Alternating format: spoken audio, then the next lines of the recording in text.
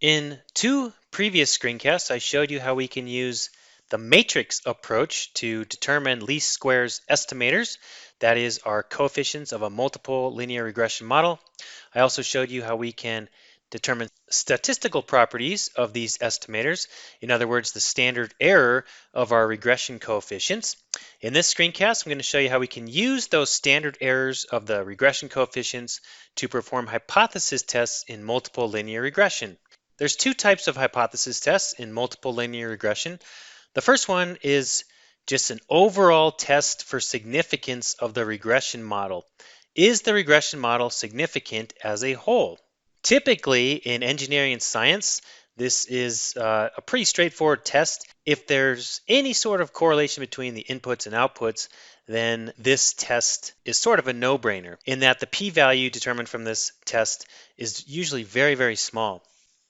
The second hypothesis test is a test on individual regression coefficients. Are the individual coefficients significant? If they are, then we can leave those coefficients in the model. If not, then we can remove them from the model. So let's take a look at the hypothesis test for significance of regression. Is the regression model as a whole beneficial? Is there a correlation between inputs and output? In order to do this, we analyze the variance. This is related to something known as ANOVA, analysis of variance. The entire circle here represents total variability in our system. We define that SST, total sum of squares, as the sum squared of yi minus y bar. So how far is each of our observations from the average? So that's our total variability. SST, by the way, has n minus 1 degrees of freedom. I'll talk a little bit more about degrees of freedom here in a minute. We partition that entire circle into two parts. This light blue part is the variability due to our regression model. And on the right, this blue hashed area is the variability due to random error. For the regression to be significant, we would expect most of this entire variability to be explained by the model. So as the light blue part gets bigger, then that means that our model is more significant.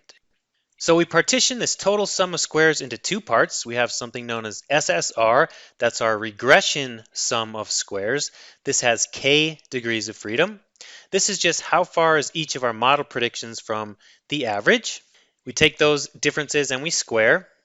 And the second part is our sum squared of the error. This is our residual squared.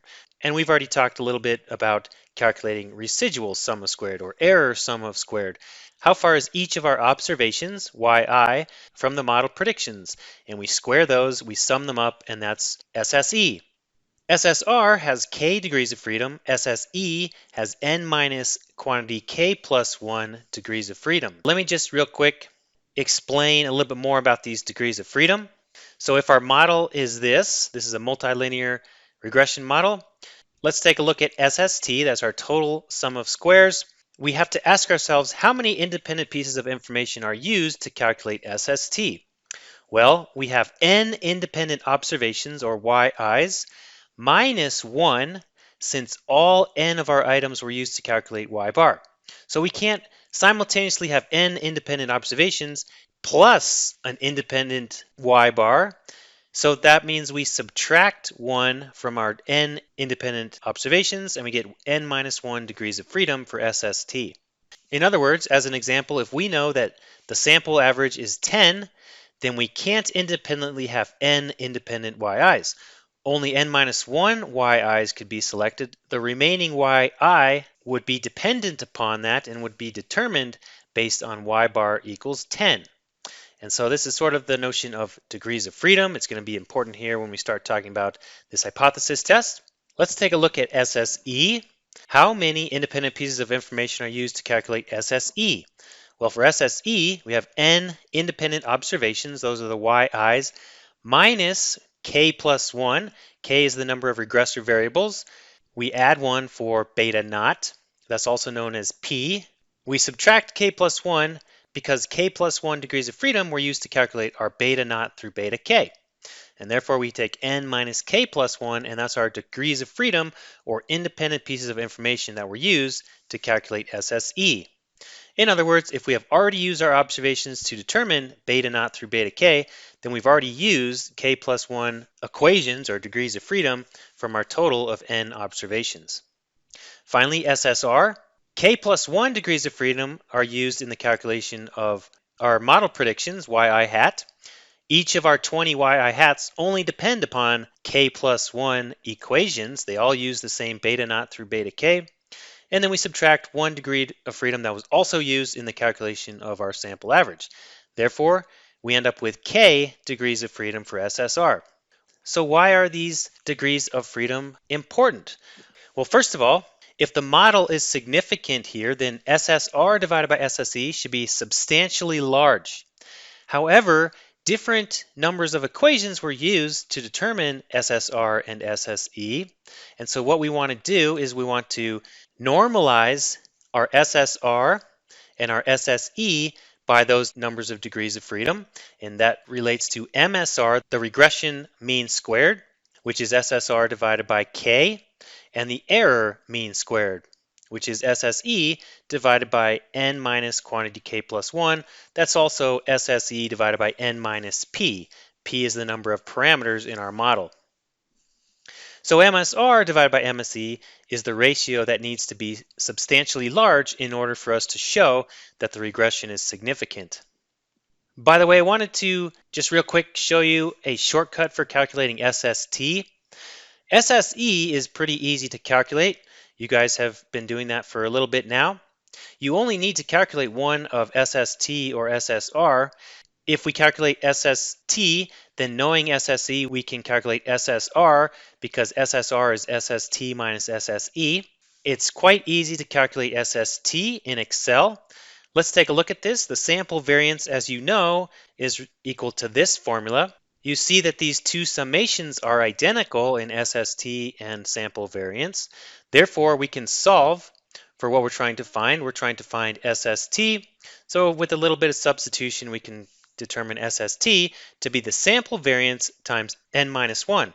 And in Excel, this is simply the sample variance of our data set. Y is going to be our vector times n minus 1. So that's just a little bit of a helpful hint that will help you calculate SST in Excel. So now let's take a look at the hypothesis test for the significance of regression. Our null hypothesis is that our beta vector, that's our coefficient vector, is equal to 0. And in order for the regression to be significant, we just have to prove that at least one of our coefficients, our least squares estimators, is not equal to 0. So that's our alternate hypothesis. The null hypothesis, by the way, implies a null model. Our test statistic is that ratio that I just showed, MSR divided by MSE. This is based upon an F distribution because we are taking the ratio of two things that are squared. Residual mean squared and error mean squared are both parameters that have been squared.